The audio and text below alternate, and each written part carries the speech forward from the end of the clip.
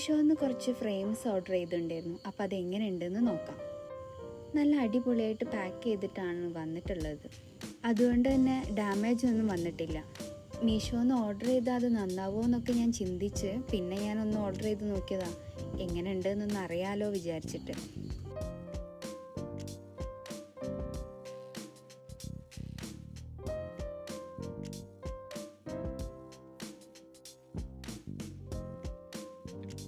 ഇതിൻ്റെ quality wise നോക്കുകയാണെങ്കിൽ ഇത് അടിപൊളിയായിട്ടുള്ളൊരു പ്രൊഡക്റ്റാണ്. അതുപോലെ ഇതിൻ്റെ പുറകു വശമാണെങ്കിലും അതിൻ്റെ ഹുക്കിൻ്റെ ഭാഗവും അത് നല്ല നീറ്റായിട്ടുള്ള പ്രൊഡക്റ്റാണ്.